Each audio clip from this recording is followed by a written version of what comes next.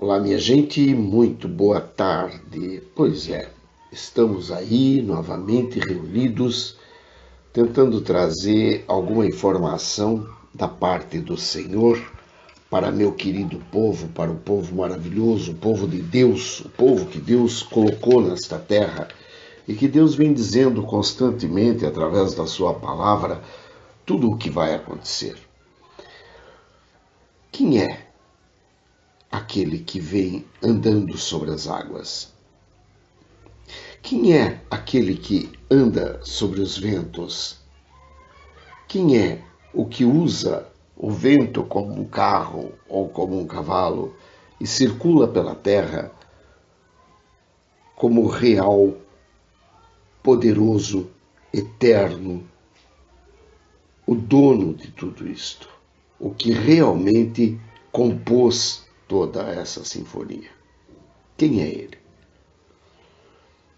E como é que nós podemos querer desafiá-lo constantemente, dizendo que ele não existe, ou que ele não tem poder sobre isto, ou que ele não tem poder sobre aquilo, ou que ele simplesmente se esqueceu de nós, ou que ele simplesmente não vai fazer isto, ou não vai fazer aquilo? A própria palavra dele, a palavra do Senhor, ela é repleta, ela é plena de informações de que ele não está calado e ele não está quieto. Diz assim no capítulo 19 do livro de Isaías: peso do Egito, eis que o Senhor vem cavalgando em uma nuvem ligeira, e virá ao Egito, e os ídolos do Egito serão movidos perante a sua face, e o coração dos egípcios se derreterá no meio deles. Então veja bem, ele vem cavalgando em uma nuvem ligeira, e além de tudo, tudo aquilo que é adorado por mim ou por você, ou seja, por quem quer que seja, será tirado da sua frente como por uma obra de, digamos, um milagre, como por um milagre. Gente, vocês sabem, todos nós sabemos que neste mundo as coisas não acontecem por acaso. Tudo o que acontece tem uma razão de ser. E a razão de ser é a força poderosa do Deus vivo, porque é Ele quem nos cuida, quem nos olha do alto de sua morada. É Ele quem está atento a todos os nossos movimentos. Se você escolhe o caminho da direita, lá Ele estará. Se você escolhe o caminho da esquerda, lá Ele estará. Se você vai acima, lá Ele estará. Se você vai abaixo, lá Ele estará. Se você deitar, estará ali também. Se você levantar, puxa vida, não tem como escapar. Ele está em todos os lugares e a todo instante, e ele ainda diz no próprio livro de Isaías, no capítulo 18, versículo 4, porque assim me disse o Senhor, estarei quieto, olhando desde a minha morada, como o ardor do sol resplandecente, como a nuvem do orvalho no calor da cega. Veja bem, ele está ali olhando como se fosse aquele ardor do sol, aquela suavidade com que, neste caso particularmente, ele não está falando suavidade, ele está falando do ardor do sol. Mas às vezes você tem aquela tardezinha gostosa, aquele solzinho bem tranquilo, bem ameno. É Deus olhando para a terra. Ó, estarei quieto, olhando desde a minha morada, como o ardor do sol resplandecente, como a nuvem do orvalho no calor da cega. Ou seja, quando o povo está pronto para colher toda a plantação, então aquela nuvem que orvalha a terra para que a terra fique menos quente e, portanto, menos machuque menos as tuas mãos, o teu caminhar. Então aquela nuvem vem e ela derrama o orvalho a fim de que você possa, digamos, sentir um pouco de, não aquele calor terrível, mas aquele frescor, tá? Então você veja, ele está ali também. Como é que você pode ousar olhar para aquele que te formou e dizer, não, tu não existes? Como é que você pode ousar olhar para a Bíblia, por exemplo, e dizer, não, essa Bíblia, ela, vamos supor, como muitas pessoas já vieram, inclusive na minha casa, pastor, inclusive, dizendo que a Bíblia, ela está toda errada. E, portanto, como está toda errada, ela realmente já não merece mais crédito. Então ela terá que ser, como disse o Papa Francisco um dia desses, ela terá que ser totalmente reescrita, porque ela já não atende mais o acompanhamento de todo o povo, de toda a população, de todo o povo da terra.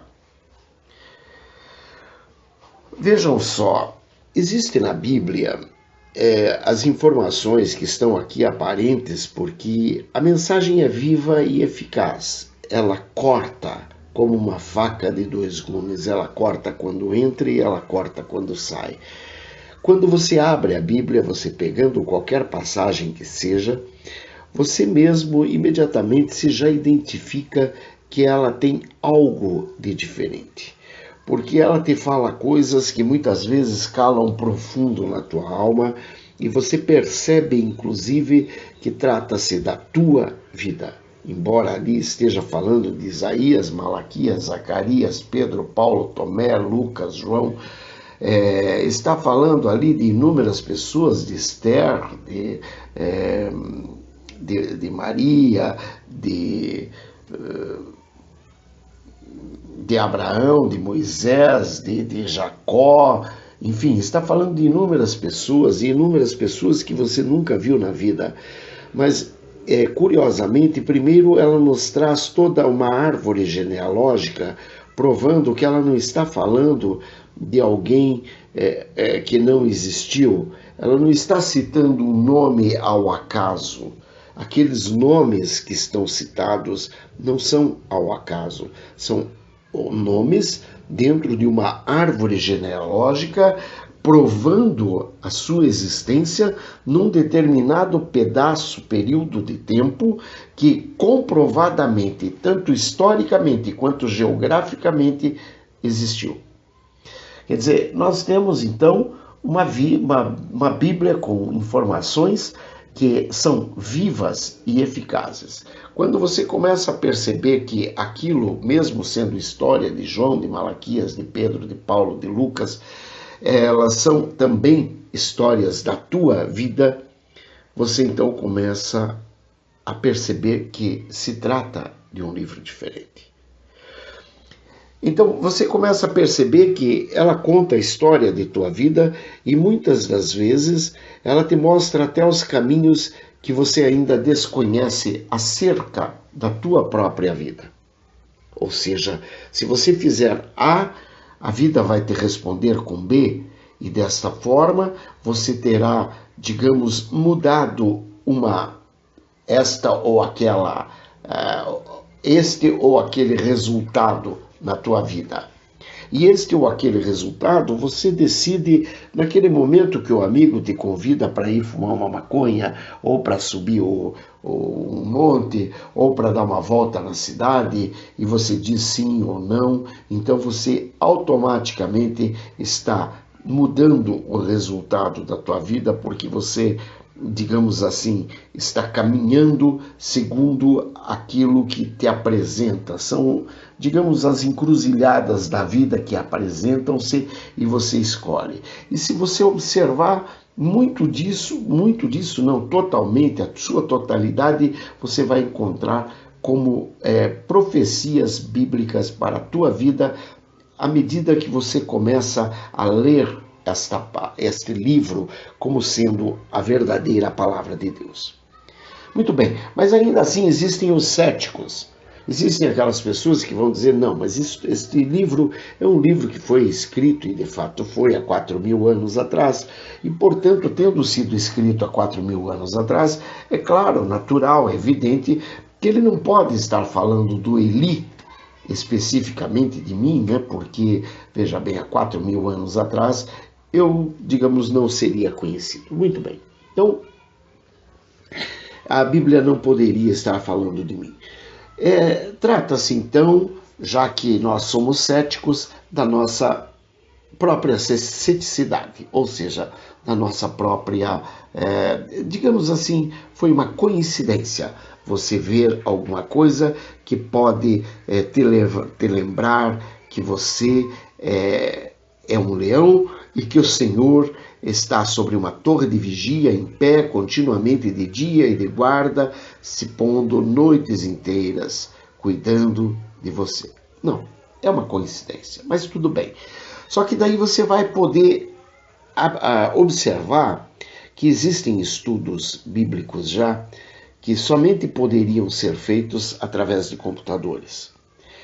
E computadores muito poderosos, não pode ser o computador somente de casa, apesar de que já existem softwares muito poderosos também, que até mesmo no teu computador de casa você já pode ver aquilo que os cientistas já descobriram. O que eles descobriram? Eles descobriram que ao ler a Bíblia, então vamos supor, você começa lá em Gênesis capítulo 1, versículo 1, que diz: no princípio criou Deus os céus e a terra era sem forma e vazia, e havia trevas sobre a face do abismo, e o Espírito de Deus se movia sobre a face das águas. Então, muito bem, você está começando a ler e você vai vendo que, vamos supor que você resolva pular de 100 letras em 100 letras. E a cada 100 letras, a 100ª você pega e separa para você. A cada 100 letras, a 100ª você separa de novo. A cada 100 letras, a 100ª você separa de novo. Isto no hebraico, no Antigo Testamento, ou no grego, no Novo Testamento. Quando você faz isso no hebraico, lá no Antigo Testamento, conforme eu citei aí 100 letras, mas digamos que não seja 100, que seja 150, porque é claro que tem um número específico, não?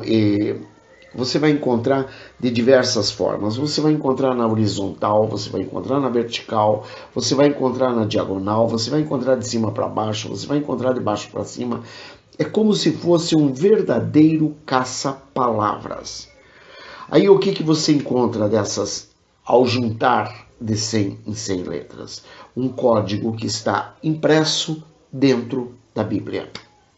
Através desse código já descobriram os estudiosos fatos como os das Torres Gêmeas, da morte da princesa Diana, da morte de Yitzhak Rabin, que foi o primeiro-ministro de Israel há muitos anos atrás, não lembro a data. Já foram descobertas inúmeras coisas que deixam qualquer cético com as barbas de molho. Muito bem, ao você perceber que existe esse código e que esse código não teria como ser por acaso, porque neste caso específico, por acaso fica quase impossível. Por quê? Porque ao citar a história, por exemplo, das Torres Gêmeas, ao isolar aquela área onde está falando sobre as Torres Gêmeas, em volta daquela área encontram-se também todos os nomes das pessoas que estiveram ligadas àquele ataque às Torres Gêmeas. E existem estudos já dizendo que também nomes das vítimas daquele ataque estão criptografados ali. Muito bem, É claro que daí você vai começar a pensar que isso é um sonho, que isso é uma ilusão. Bom, muito bem, você pode pensar o que quiser. Isso é um estudo de computador, é um estudo de pessoas que conhecem da mecânica do computador e que fazem a máquina trabalhar para decifrar os códigos bíblicos que estão inclusos dentro da Bíblia. Bom, da onde surgiria algo que poderia, num livro escrito há 3.000 anos atrás, 4.000 anos atrás, uma informação de um ataque às Torres Gêmeas lá nos Estados Unidos e que ocorreram no ano de 2001. É quase impossível alguém poder lá, há 4.000 anos atrás, dizer o que iria acontecer hoje no ano, né? Hoje que eu digo o que teria acontecido no ano de 2001, por exemplo, ou o que vai acontecer hoje no ano de 2019. Bom, mas não somente isso, nós vimos também que não somente os ataques às Torres Gêmeas foram devidamente catalogados, como, por exemplo, a morte da princesa Diana, aquela que era mulher do príncipe Charles, e que ela estava passeando com Fayed. Fayed era um amigo dela, um conhecido dela, não sei, e ela tinha os filhos pequenos, e ela passeando com Fayed, e ela vai atravessar uma ponte sobre um rio, e quando ela passa por baixo daquela ponte, ponte, um viaduto, não lembro direito a situação, ali ela encontra a morte. E justamente naquele fato, naquela descrição, que a princesa Diane diz o nome de solteira dela, Spencer, que ela encontraria a morte. E ainda diz assim: vocês me mataram. Quando ela diz vocês me mataram, ela está se referindo justamente à princesa Diana, estaria se referindo aos paparazzi, que eram aqueles fotógrafos que corriam atrás dela para fotografá-la, para poder publicar em jornal, porque aquilo rendia notícia e o jornal vendia bastante quando tinha aquele tipo de notícia. Foi exatamente nessa situação, ela estava, se não me engano, numa boate, e quando ela percebeu os paparazzis, ela entrou no carro e pediu para o motorista dela sair correndo em disparada, ela e o Fayed, e saíram correndo em disparada e encontraram a morte. Então vocês vejam que é uma situação muito curiosa, porque ela estava de fato fugindo dos fotógrafos. Mas existem outras coisas, outras histórias, outros fatos que vão comprovar cada fato desse que eu estou falando. E eu não estou falando nada ainda. A história de Isaac Rabin, por exemplo, a morte de John Fitzgerald Kennedy também está descrita na Bíblia, e descrita sob essa forma, em forma de código. Por que em forma de código? Porque se não fosse em forma de código, digamos que seria necessário muitos e muitos e muitos e muitos e muitos livros para descrever toda a história que está contida neste único livro que é a Bíblia. É claro que para que você saiba exatamente tudo que está contido neste livro, você vai precisar estudar alguns outros vídeos, alguns áudios e outros livros, como por exemplo o livro de comentários bíblicos de Matthew Henry, e entre outros, o próprio Spurgeon, que estudou a Bíblia com muita profundidade. Então ali você vai encontrar muito mais elementos. Mas não contente com isso, ainda tem uma outra passagem que as pessoas podem se perguntar assim: mas tudo bem, tá aí, existe esse código, mas será que esse código foi posto ali foi posto de fato ali, ou surgiu por acaso ali? Muito bem. Numa determinada passagem, eles resolveram pesquisar justamente na Bíblia para ver onde, se tem na Bíblia o código da Bíblia. se a Bíblia fala alguma coisa sobre o seu próprio código. Encontraram exatamente assim, quer dizer, eu estou dizendo exatamente assim, mas pode ter alguma variação, porque eu vi esse material há algum tempo e eu, de certa forma, você vai acabando por esquecer. Mas eu vi que estava escrito digamos, na horizontal, o código da Bíblia. E na vertical, cortando essa frase, estava escrito selado na presença de Deus, como se fosse uma forma de cruz. Então, escrito de cima para baixo, o código da Bíblia. E, digamos, da direita para a esquerda, selado na presença de Deus. Possivelmente em hebraico, no hebraico antigo principalmente, não está escrito talvez de cima para baixo ou da direita para a esquerda, mas parece-me que o que está escrito é exatamente isso.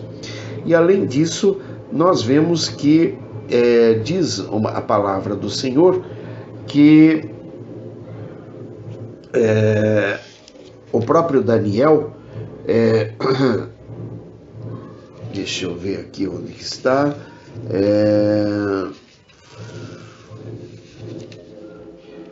ai meu Deus, está aqui. E naquele tempo se levantará Miguel, o grande príncipe, que se levanta pelos filhos do teu povo, e haverá um tempo de angústia, qual nunca houve, desde que houve nação até aquele tempo. Mas naquele tempo livrar-se-á o teu povo todo, aquele que se achar escrito no livro. E muitos dos que dormem no pó da terra ressuscitarão, uns para a vida eterna e outros para vergonha e desprezo eterno. Os sábios, pois, resplandecerão como o resplendor do firmamento, e os que a muitos ensinam a justiça refulgirão como as estrelas sempre e eternamente. E tu, Daniel, fecha estas palavras e sela este livro até ao fim do tempo. Muitos correrão de uma parte para outra e a ciência se multiplicará.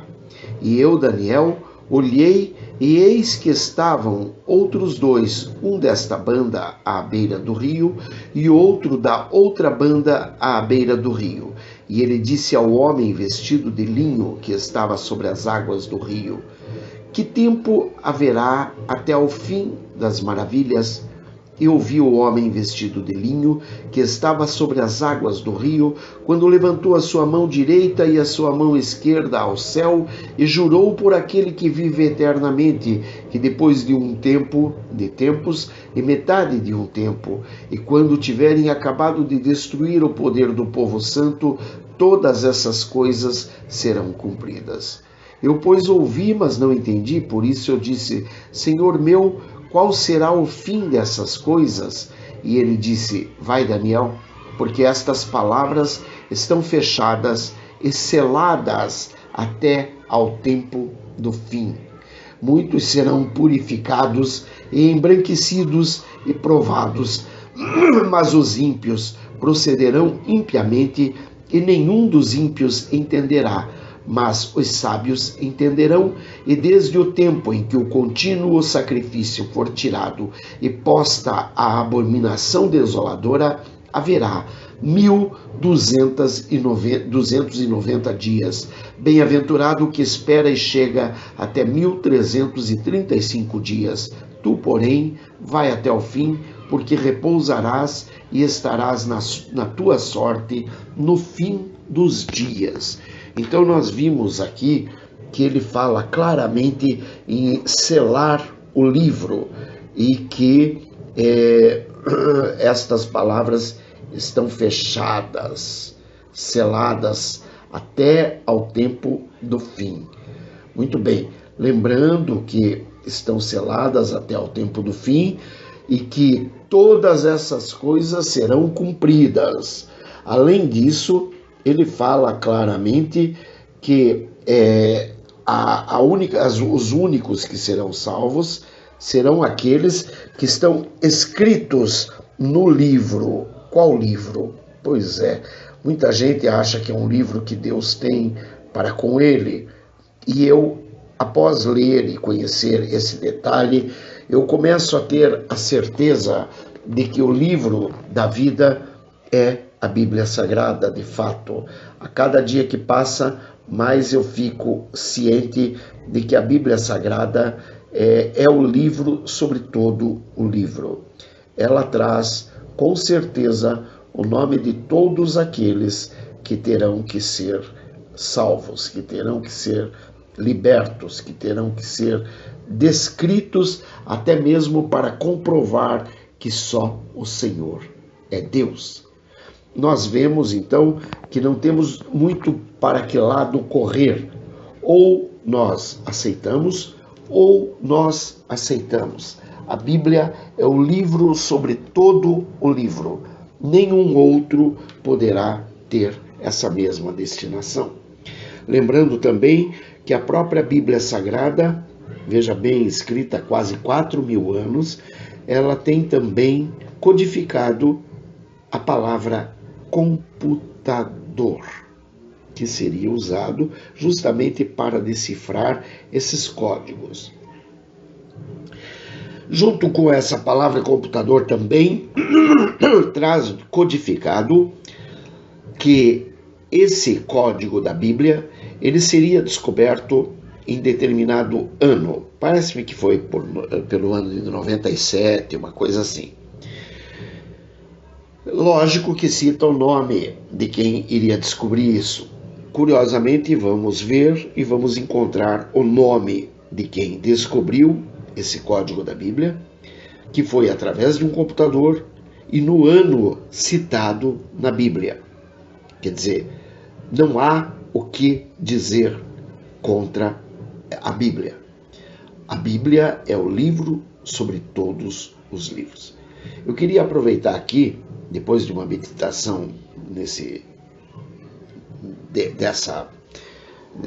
calibre, para que a gente faça uma oração clamando a Deus por sua misericórdia sobre nossas vidas. Ó Deus Todo-Poderoso, ó Deus misericordioso, ó Deus de Abraão, de Isaac e de Jacó, ó Deus de nosso Senhor e Salvador Jesus, que é o Cristo de Nazaré, o Filho do Deus vivo, aquele que veio para nos libertar, para nos salvar, para nos redimir das nossas próprias culpas, nos dando o caminho que conduz ao Senhor. Nós te pedimos, ó Pai, que nos abençoe, que nos proteja, que nos guarde, que desça sobre nós o manto do sangue carmesim, bem como a armadura completa descrita em Efésios 6:10-18. Protege nossas casas, nossos familiares, amigos, dá-nos saúde, dá-nos força, dá-nos a saúde espiritual, física, material, financeira, econômica, enfim, tudo aquilo que necessitamos, em especial a saúde intelectual, para que nós possamos ler e entender, ver e saber o que estamos vendo, falar e poder ser ouvidos, para que nós possamos pregar a Tua palavra, Senhor, mostrando aos Seus filhos, aos nossos irmãos, que Tu és o Deus vivo, o Deus sobre todas as coisas, o Deus que criou toda a terra e que ninguém jamais ousará fazer frente à Tua palavra, Senhor, à Tua onipotência, onipresença e onisciência. Lembrando que a Tua onisciência, que a Tua onisciência, o saber todas as coisas, seria a única forma de poder colocar todas essas informações nesse santo e sagrado livro que muitos de nós, muitas vezes, rechaçamos e lançamos de lado. Muitas vezes sequer conseguimos lê-lo, mas nós pedimos, Senhor, dá-nos força, dá-nos sabedoria, dá-nos a capacidade de entendimento e dá-nos a avidez pelo conhecimento sagrado, a fim de que não estejamos perdidos no dia da grande tribulação, a fim de que a Tua palavra, que é viva e eficaz, estando em nossos corações, nos dê a libertação necessária que nós vamos precisar, porque sabemos que estamos já precisando, porque nosso mundo jaz no maligno. E, portanto, que precisamos de Ti, ó Deus, precisamos da Tua libertação, precisamos dessa porta aberta, a fim de que possamos nos conduzir para a vida eterna, alcançando o Teu mandamento, que é a vida eterna para nossas vidas. Ó Deus Todo-Poderoso, nós te pedimos, não te esqueças de nós, Senhor. Em nome de Jesus, ora vem, Senhor Jesus. Maranata. Grande e poderoso Deus, muito obrigado por mais este dia, por mais esta oportunidade e pelas pessoas que poderão ouvir este áudio e que poderão por ele ser alcançados e que poderão por ele encontrar o teu nome, Senhor, gravado no selo de seus corações. Ó Deus Todo-Poderoso, muito obrigado. Em nome de Jesus, aleluia! Louvado e glorificado seja sempre o nome que é sobre todo nome, o eterno eu sou, o nome do Deus vivo, do Deus de Abraão, de Isaque e de Jacó, o Deus de nosso Senhor e Salvador Jesus, que é o Cristo de Nazaré. Amém e amém. Beijos. Bye. Fui.